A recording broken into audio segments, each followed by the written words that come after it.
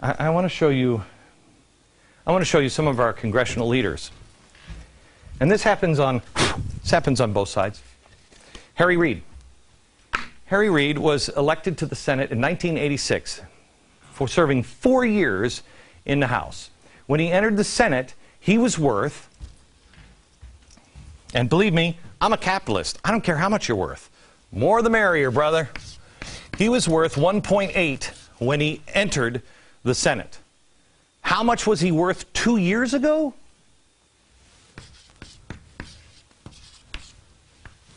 How's your 401k doing?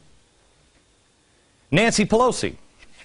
She was elected to Congress in 1987. 2 years later, her estimated worth was $7.5 million. Today, $21.7 million. How is it that these people are getting rich? How is it? How is it a guy who served honorably? This guy served honorably. When he was in service of his country, he served honorably. How did he leave the service making this kind of wage and go right directly to Congress, and now he can afford a vacation home that he doesn't even pay taxes on? How did that happen? How did that happen? We have to cut our budgets. We have to. In the book Broke, I outline budget cuts. And one of them that is controversial is I take on the Department of Defense. And the reason why I did it is because it's easy for me to write a chapter on how we need to shut off NPR. I could write that one in my sleep. I needed to be able to show you that the thing I care most about is the defense of our nation. And we can make intelligent cuts.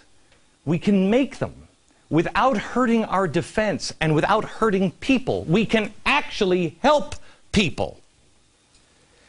John Boehner said that if he becomes House Speaker, he's going to fly back and forth from his home to Washington on commercial airlines. Nancy Pelosi had to use a military aircraft, and I don't care. For security, we do what we have to do. Here's the thing with Boehner. If he's flying commercial, he'll fight hard against the naked scanners at the airport that nobody wants.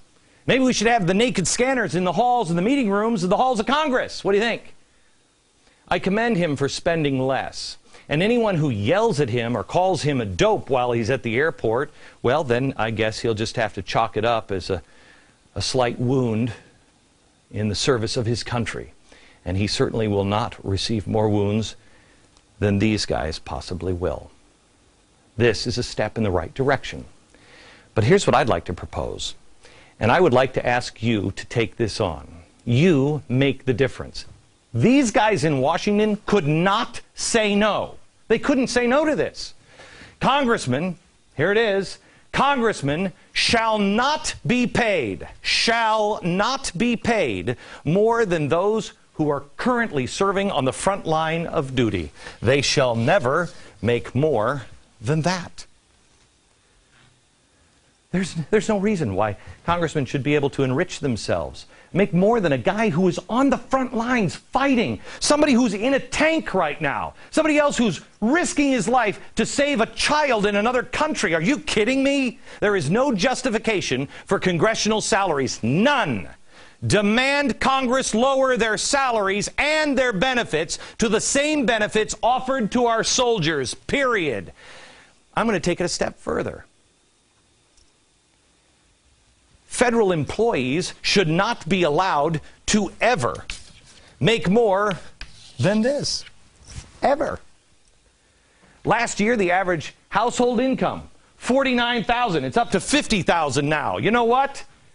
Congress should only get raises, and people in the federal government should only get raises if the citizens get raises. Members of Congress should never make more than the people who die on our battlefields. Congress, I know, you've got a lot of special perks. Your medical care should be exactly the same that the VA hospital gives out. You are in the service of your country. If you don't like it, then maybe you should offer benefits that are a little better at the VA hospitals. Oh, and there's one more thing. They're not going to like it because they have to keep 2 homes. Oh, Congress, I've got that solved for you. I'm more than happy, and I know people, maybe Habitat for Humanity will come and help build barracks for you to live in. Back in a minute.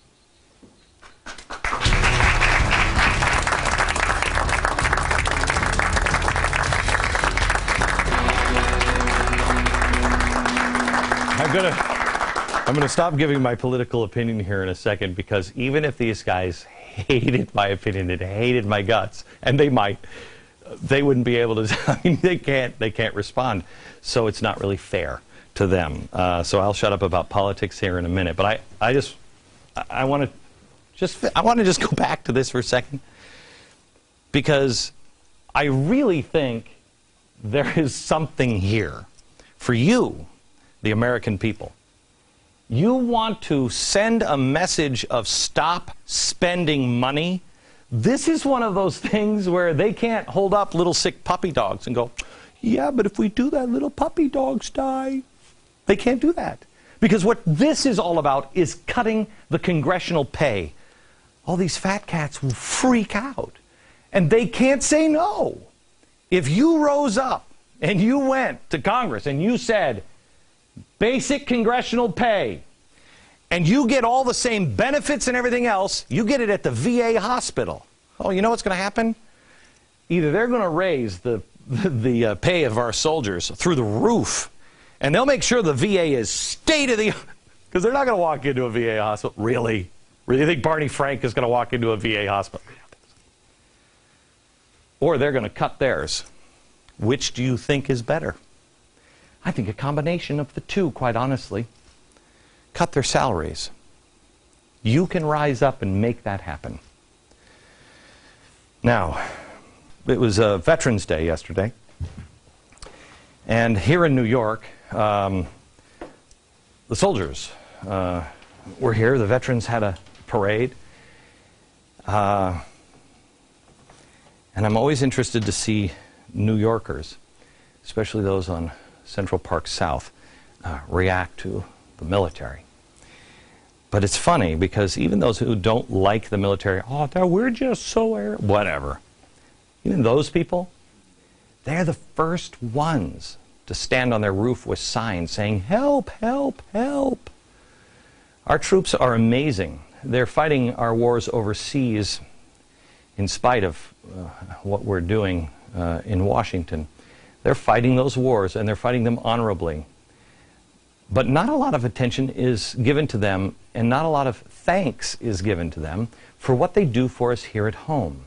Brave men and women, they do so many things in our basic lives every single day.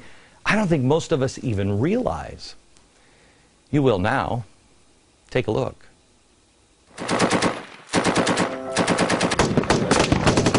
We can thank our U.S. military for a whole lot more than fighting our wars, keeping us safe, and defending our freedom. Since this country was born, members of the armed forces have helped build and maintain our infrastructure and made America what it is today. Great war heroes like General George Meade of Gettysburg fame built a string of lighthouses up and down the East Coast in the 1800s, many of which are still standing. He also surveyed the Great Lakes. Other soldiers during that time helped construct the Transcontinental Railroad and open up the Wild West. The Army Corps of Engineers helped complete the Washington Monument and helped construct the Lincoln Memorial and the Library of Congress. When there is a natural disaster in America, you saw them rescuing victims of Hurricane Katrina from rooftops and shuttling others on the ground to safety. Since 1947, U.S. Marines have been delivering toys to tots.